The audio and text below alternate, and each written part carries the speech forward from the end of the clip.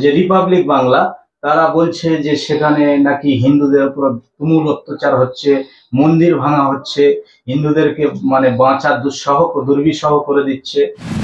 আক্রান্ত হয়েছে, মন্দির আক্রান্ত হয়েছে, কালী মন্দির থেকে শুরু করে দুর্গা মন্দির থেকে শুরু করে একাধিক মন্দির আক্রান্ত হয়েছে। সেই সমস্ত ছবিও ভাইরাল হয়েছে, যেখানে বেশ কিছু বাংলাদেশি নাগরিক তারা ছবি পোস্ট করেছে, সেখানে নাকি শিবির ছাত্র, সেখানকার হিন্দুরা যতটা পর্যবেক্ষণে আমি দেখেছি যে যথেষ্ট তারা সংরক্ষিত আছে, তারা সংখ্যা গরিষ্ঠদের কাছে যথেষ্ট ভালো আছে। সেই তুলনায় রিপাবলিক বাংলার কাছে আমি প্রশ্ন ছুটতে যাই যে সেখানে বাংলাদেশের হিন্দুরা যতটা সেফটি আছে বাংলাদেশ সংখ্যালঘুদের কাছে, কিন্তু আমরা কি ইন্ডিয়ার সংখ্যালঘুদের কাছে কি আমরা সংখ্যালঘুরা সেফটি আছি?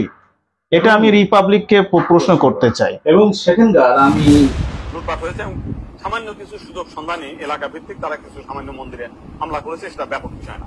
কিন্তু আমরা দেখলাম যে ভারতের রিপাবলিক এটাকে নিয়ে ব্যাপকভাবে রুমার ছড়াচ্ছে, নানান কিছু মিলে উদ্ভট কথাবার্তা বলছে। এবং আজকে দেখলাম শেখ হাসিনা নিয়ে তারা কাহিনী তৈরি করছে, বঙ্গবন্ধুর স্ট্যাচু মানে ভাঙছে, সেটা নিয়ে তারা খুব দুঃখে সাগরে ভাগছে। আমার এক সাংবাদিক ফোন দিয়েছিলাম, তাদের বলেছি যে আপনারা যদি শেখ হাসিনার জন্য যদি এত কান্না আপনাদের মধ্যে আসে, তো শেখ হাসিনা ভারতে গিয়েছে, আপনারা ভারতের প্রধানমন্ত্রী নরেন্দ্র মোদীকে সরিয়ে শেখ হাসিনাকে আপনারা প্রধানমন্ত্রী হিসেবে ঘোষণা করেন, সে ভারতও রক্ষা করতে পারবে, তা আপনার সেভেন সিস্টারও রক্ষা করতে পারবে। আপনারা তো প্রতিদিন বলছেন যে শেখ হাসিনা না থাকলে ভারতের সেভেন সিস্টার থাকবে না। এইবার আপনাদের একটা বিশাল সুযোগ আছে, আপনারা শেখ হাসিনাকে ভারতের প্রধানমন্ত্রী করেন। আজকে আমরা একটা বিশেষ বিষয়ে, যেটা বিভিন্ন আন্তর্জাতিক মিডিয়া এবং ভারত তথা সারা বিশ্বের মিডিয়া নজর কেড়েছে, একটা নজিরবিহীন ঘটনা যে বাংলাদেশে ছাত্র আন্দোলন মধ্য দিয়ে যে গণ অভ্যুত্থান এবং স্বৈরাচারী অনির্বাচিত হাসিনা সরকারের পতনের মধ্য দিয়ে যে একটা রাজনৈতিক অস্থিরতা তৈরি হয়েছে, তা নিয়ে আমাদের বিশেষ করে ভারতের যে সমস্ত হলুদ মিডিয়া রয়েছে, সেই সমস্ত মিডিয়া যেভাবে প্রোপাগান্ডা ছড়াচ্ছে সে সম্পর্কে আলোচনার জন্য আজকে আমরা সমবেত হয়েছি। ভারতে যে রিপাবলিক বাংলা, বিশেষ করে যারা সরকারি মদতপুষ্ট বিজেপি উগ্র সাম্প্রদায়িক হিন্দু সম্প্রদায়িক বিজেপির মদতপুষ্ট যে রিপাবলিক বাংলা, তারা বলছে যে সেখানে নাকি হিন্দুদের উপর তুমুল অত্যাচার হচ্ছে, মন্দির ভাঙা হচ্ছে, হিন্দুদেরকে মানে বাঁচা দুর্বিষহ করে দিচ্ছে। সে সম্পর্কে আপনার অভিমত কি? দেখুন, এগুলো সম্পূর্ণ একটা দেশের যে ঘটনা, ছাত্র আন্দোলন থেকে শুরু করে বিভিন্ন তাদের একটা বলছে পুনরায় আমাদের দেশ স্বাধীন করতে হবে। আপনি যেটা বলছেন যে রিপাবলিক বাংলা বলেছে যে হিন্দুদের উপরে ওখানে অত্যাচারিত হচ্ছে, সেটা রিপাবলিক বাংলা বলতে পারে, ওটা নো ম্যাটার। কারণ সেখানকার হিন্দুরা যতটা পর্যবেক্ষণে আমি দেখেছি যে যথেষ্ট তারা সংরক্ষিত আছে, তারা সংখ্যা গরিষ্ঠদের কাছে যথেষ্ট ভালো আছে। সেই তুলনায় রিপাবলিক বাংলার কাছে আমি প্রশ্ন ছুটতে যাই যে সেখানে বাংলাদেশের হিন্দুরা যতটা সেফটি আছে বাংলাদেশ সংখ্যালঘুদের কাছে, কিন্তু আমরা কি ইন্ডিয়ার সংখ্যালঘুদের কাছে কি আমরা সংখ্যালঘুরা সেফটি আছি?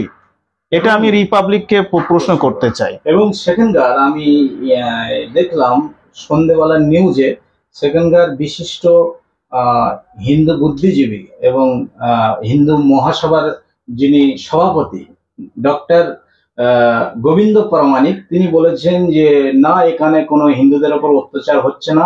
এবং সেখানকার জামাতে ইসলাম, যাদেরকে আমরা তথাকথিত কট্টরপন্থী বলে দাবি করি, যে আমাদের মিডিয়ারা দাবি করে যে জামাত বা বিএনপি একটা কট্টরপন্থী সংগঠন, সেই কট্টরপন্থী সংগঠন বেসিক্যালি দেখুন, বিষয়টা হচ্ছে বাংলাদেশের সম্পূর্ণ বিষয়টা রিপাবলিক বাংলা সম্পূর্ণ দালালি করে, তারা বিভ্রান্তিমূলক যেগুলো কথাবার্তা ছড়াচ্ছে। আমি তো এটা বলবো ভারতের আইনতভাবে ব্যবস্থা নেওয়ার, কারণ বাংলাদেশে হিন্দু মুসলমানের কোনো ব্যাপারে তারা আন্দোলন বা ঝামেলা হচ্ছে না। সেখানকার বেসিক্যালি ঝামেলা হচ্ছে কি নিয়ে? কোঠা নিয়ে মেধাটাকে তারা সম্পূর্ণ আকার ধারণ করে নিয়েছে এবং কোটাকে তারা প্রাধান্য দিয়েছে বেশি। সেখানে ছাত্র আন্দোলন বলতে চাইছে যে আমাদের মেধার ভিত্তিতে চাকরি হোক, কোটা থাকবে, কোটাকে সীমিত করা হোক।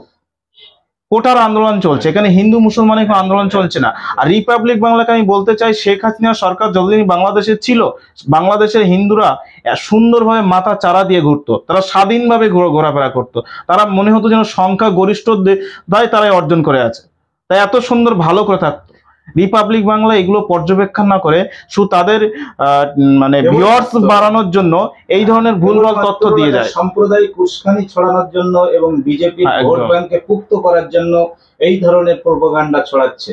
এবং গোবিন্দ প্রামাণিকের ভিডিওটা আপনি যদি বাইকটা দেখে থাকেন, সেখানে তিনি বলছেন যে জমাতের বড় বড় মাওলানা বা আমির সাহেবরা তারা বিভিন্ন প্রেস মিট করে তারা ঘোষণা করছে যে হিন্দুদের মানে জান মালের নিরাপত্তা, মুসলিমদের তাদের একটা বিষয় আপনি ফলো করেছেন, একটা বিষয় আপনি ফলো করবেন, দেখবেন যে বাংলাদেশে আন্দোলন হচ্ছে, বিভিন্ন নেতা মন্ত্রীদের ঘর জ্বালিয়ে দেওয়া হচ্ছে, থানা জ্বালিয়ে দেওয়া হচ্ছে, লুটপাট করে নিয়ে যাচ্ছে। আমি এটার পক্ষপাতিত্ব নই, আন্দোলন করা ভালো, কিন্তু জিনিসপত্র দেশের সম্পদ ক্ষতি করা একদম আমি এটা অ্যাকসেপ্ট করি না। কিন্তু রিপাবলিক বাংলার উত্তর দিতে গিয়ে আমি এটা বলবো যে বাংলাদেশের সংখ্যালঘুরা এত কিছু লুটপাট করে নিয়ে যাচ্ছে, কিন্তু কোনো মন্দির ভেঙেছে নদীরে আছে? কোনো হিন্দু লোকের বাড়ি পুড়িয়ে দিয়েছে নদীরে আছে? কখনো নেই। কারণ সেখানে সংখ্যা গরিষ্ঠরা এটা দেখেছি যে সংখ্যালঘুদের মন্দিরে গিয়ে লাঠি নিয়ে বসে তারা আছে, পাহারা দিচ্ছে, যাতে কোনো উগ্রবাদী এসে আমার হিন্দু ভাইদেরকে, হ্যাঁ এটাই করছে। এই যে তাদের যে একটা বিশেষ সফলতা, সেটাকে প্রশ্নবিদ্ধ না করতে পারে।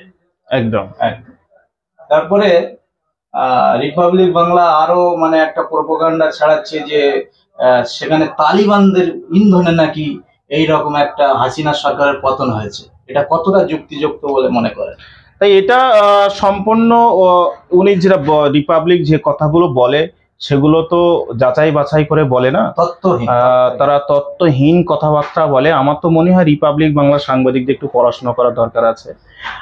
বিশেষত দেখুন, বাংলাদেশে দীর্ঘ 15 বছরে শেখ হাসিনার উপরে অপশাসনে ক্ষোভ চেপে রাখা, সেটা ব্যক্তিগত রাজনৈতিক দেশে হতে পারে, কিন্তু সেই সমস্ত কোঠা আন্দোলন থেকে শুরু করে অন্যান্য আদার্স আন্দোলন, যারা রাজাকার বলে, যে সমস্ত এগুলো আছে, জামাতি বলে, বিভিন্ন প্রেক্ষাপটে সেখানে আন্দোলন চলছে। সেখানে ধর্মভিত্তিক আন্দোলন চলছে না। এই আন্দোলনে যখন মানে প্রকাশ ঘটছে, উত্তেজিত হয়ে মানুষ সংসদ পর্যন্ত পৌঁছে গেছে, সাধারণ জনগণ, সেখানে বাধ্য হয়ে শেখ হাসিনা পদত্যাগ করে দেশ ছাড়তে বাধ্য হয়েছে। আমি তো বলবো যে সরকার, শেখ হাসিনা সরকার যখন বাংলাদেশে ছিল, পূর্বের তুলনায় বাংলাদেশ যথেষ্ট ডেভেলপমেন্ট ছিল। কারণ একটা গরিব দেশ, অর্থনৈতিক পরিকাঠামো খুবই নিম্নমানের, এবং সেখানকার সর্বাঙ্গীন বিষয় অনেকটা তারা অর্থনৈতিক দিক দিয়ে পিছিয়ে। কিন্তু শেখ হাসিনার আমলে বৈদেশিক মুদ্রা থেকে শুরু করে বৈদেশিক বাণিজ্য থেকে শুরু করে ভালো ডেভেলপমেন্ট করেছিল। কিন্তু তাদের আন্দোলনের সাথে সাথে যিনি তারা দেশের সম্পত্তি ক্ষতি করছে, এই উগ্রতাবাদী আন্দোলন আমরা চাই না কখনো। আমরা দ্বিতীয়ত আর একটা বিষয় হচ্ছে, বাংলাদেশ যখন স্বাধীন হয়েছিল 1971 সালে, তখন ইন্দিরা গান্ধী আমাদের সম্মানীয় প্রধানমন্ত্রী, তিনি তাদেরকে সহযোগিতা করেছিলেন। তারা সেই কথাগুলো ভুলে গিয়ে ইন্দিরা গান্ধীর যে মিউজিয়াম ছিল সেটাকেও তারা ভাঙচুর করেছে। অজ্ঞতা, এগুলো অজ্ঞতা। ছাত্ররা এবং সেখানকার বুদ্ধিজীবীরা বারবার নিষেধ করছে যে কোনো মানে স্থাপত্য আমাদের হচ্ছে দেশের সম্পদ, সেগুলো না ভাঙতে তারা অনুরোধ করছে।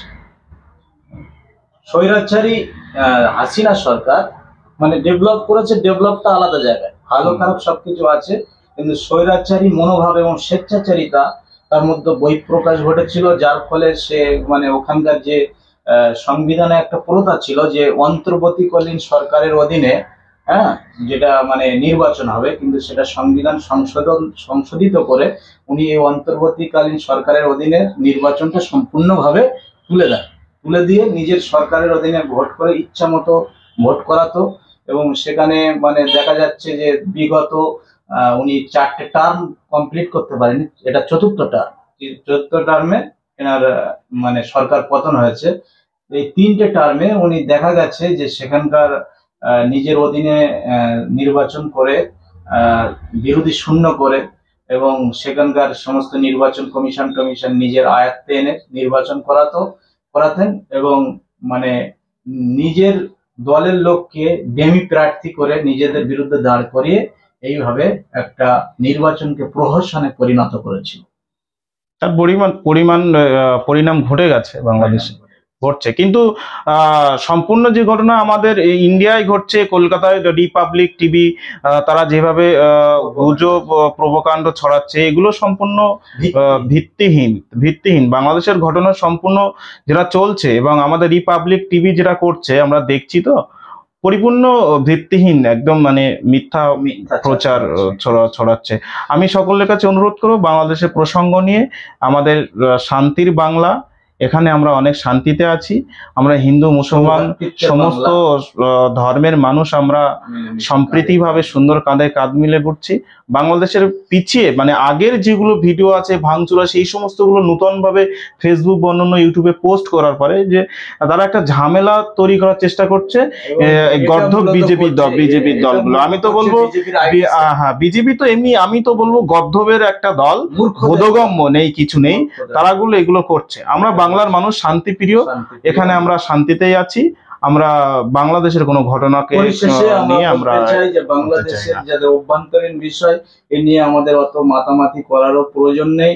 এবং আমরা এখানে বিগত দিনে যেরকম কাঁধে কাঁধ মিলিয়েছিলাম, হিন্দু মুসলমান সৌভ্রাতৃত্বের বাংলা, এই বাংলাকে বলা হয় ভারতের সৌভ্রাতৃত্বের পীঠস্থান। সেখানে যেন আমরা কোনো গুজবে কান না দিয়ে নিজেরা দাঙ্গা হাঙ্গামায় লিপ্ত না হয়।